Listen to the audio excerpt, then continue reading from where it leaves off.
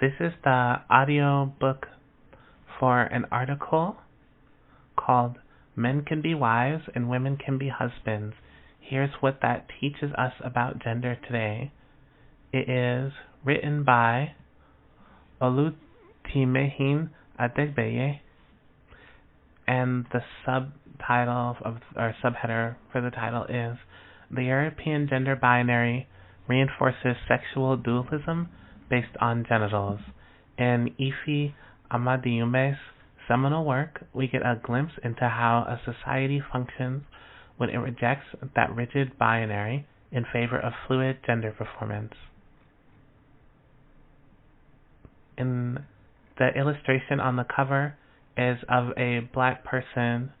You can't see their head, but they are reflected in a mirror, and the mirror is cracked at where their junk would be, I think, and each of the shards has like them wearing different clothes or maybe nails and stuff. And that illustration is by Alva Skog. And now onto the body of it.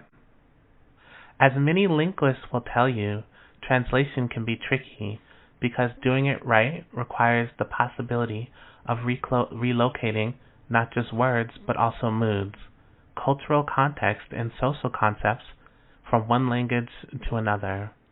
As many multilingual people can attest, translation can sometimes go from inadequate to impossible. For instance, there is no logical way to ask, "What are your pronouns?" in Yoruba, my mother tongue. The same is the case in Igbo, the language spoken in Nnobi, the town where Ife Amadeume's seminal work, Male Daughters, Female Husbands, Gender and Sex in an African Society, is set. Like in Yoruba, the Igbo language uses a genderless system for identifying people and things when not using their names. Everyone and everything is O, A, or Nya. To know if what is being referred to is an object or a person, one must listen to what is being said. To know whether that person being referred to is capable of childbirth or not, one must listen even closer. It can be argued that gender, too, is a language. At its most simple, depending on where and how it is expressed, gender is a series of performances that translates to the world how a person would like to be perceived, and what social space a person feels most at ease in, and indeed, who a person is. Too often, though, gender tells the world who a person can't be, and because of how we understand it today. The problem with the European gender binary. Male daughters and female husbands, Gender and Sex in an African Society, is a study of gender and sex in Nnobi, a town in what is now known as eastern Nigeria.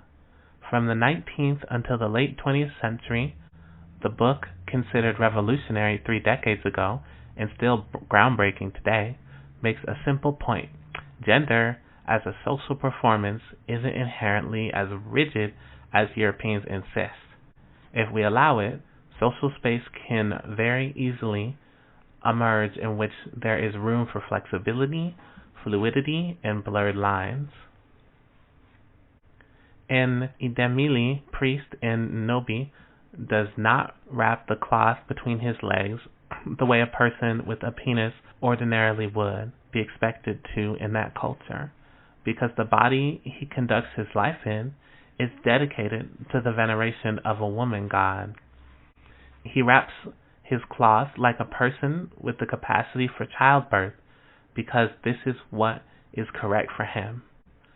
In the same way, a mother of many children in Nnobi can become a son, a male daughter, as Amadeume describes it, exercising the same right to marry wives, control land, and start a patrilineage as anyone born with the capacity to impregnate. This is also what is correct for her. Amadeume's book illustrates something that far too many people today have forgotten. the way that Europeans organized their society, particularly those of the more colonial-minded variety, was originally merely European and not universal. As European monarchies annexed the world, they exported the idea of a fixed, immutable, and divinely ordained hierarchy of value. According to that lot, a penis of European extraction, combined with wealth and/or aristocracy, produced, quote, legitimate claims to dominate power. Gender is fluid and flexible. To meet the needs and further advance the causes of the penis bearers, vagina havers of European extraction and suitable pedigree, i.e. coming from a respectable penis, were converted to wives of said penis bearers. In the European concept of gender, a man is defined as a person having the, quote, natural right to power thanks to his penis. A woman is a person who is suitable to become the wife, the submissive homemaker, and childbearer of such a man. And never the twain shall meet, except under conjugal circumstances. This system worked as well as it did in Europe, but people elsewhere had other ideas. Sexual dualism is an inescapable fact of life. Without some people being able to carry children and others being able to inseminate such people, the human race would cease to exist. However, outside of reproduction and childbirth, which take up only small fractions of people's lives, sexual dualism has little relevance. In Male Daughters, Female Husbands, Amadeume reveals how sexual dualism is immensely important yet separate from gender in Igbo culture. In Nobi, gender is only one of many codes used to regulate, distribute, and translate people's social standing, relationship to authority, and possibilities within a community.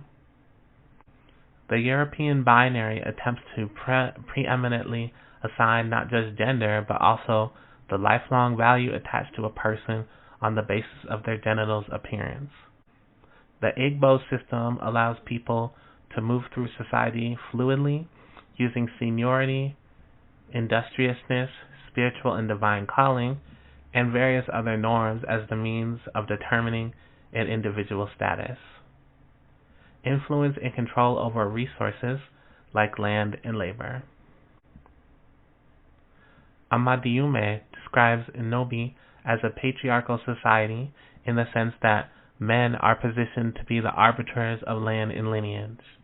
However, she makes it clear that the predominance of people with penises, or nwoke, make this group understood to be, quote, men, does not equate to that exclusion of people with vaginas, nwanyi, from it. She also illustrates how patriarchy in Nobi differs from European patriarchy, in that nwanyi are expected to apply themselves to the pursuit of wealth and social status, up to and even beyond that which was controlled by nwoke, in ways that align with their reproductive category. According to Amadeume, woman, quote, was a reproductive category in Nobi, contained various gendered groups that often but not always overlapped.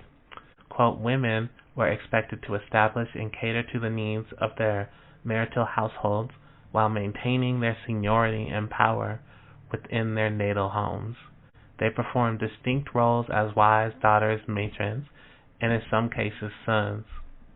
In the same way, quote, women could be husbands, marrying wives who would bear them children, carrying out subsistence farming and trade, and adding to their wealth and status in society. The sexual activity or understandings necessary for maintaining all of these social processes aren't given much prominence in the book. From Amadeume's descriptions, besides efforts to prevent premarital pregnancy and ensure spacing of childbirth, there didn't seem to be that much focus on sexual activity within the culture of Nobi.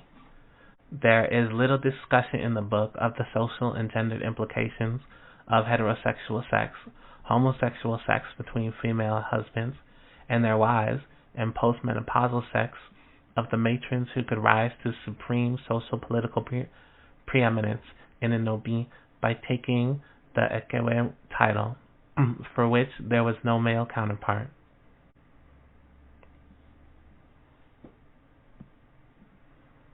Gender is confirmed by social processes, not genitals.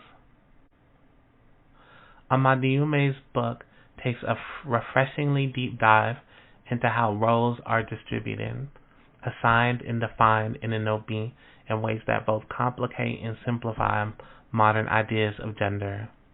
Many people today believe simply that there are penises and thus boys, and that there are vaginas and thus girls. Boys grow up to be men who are naturally more powerful and deserving of power, and girls grow up to be women who are naturally subservient to men. Male daughters, female husbands, subtly and expertly dismantle the falsehood that these ideas are all natural, quote natural, by highlighting that it is social processes that confirm and create a person's gender performance. Further, she shows how those processes were actively undermined and replaced in Inobi in particular through taxation, marriage laws, Christianization, and other colonial interventions. By foregrounding Igbo understanding of social organization, male daughters, female husbands makes it clear that with gender, lived reality is far more complex than the now global binary makes room for.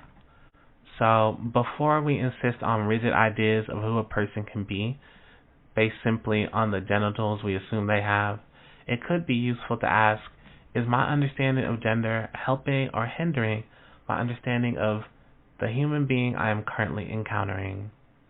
By inviting us into Inobi's rich culture, Amadeume has shown us that there is more to life than what is between a person's legs. I'm inclined to agree with her.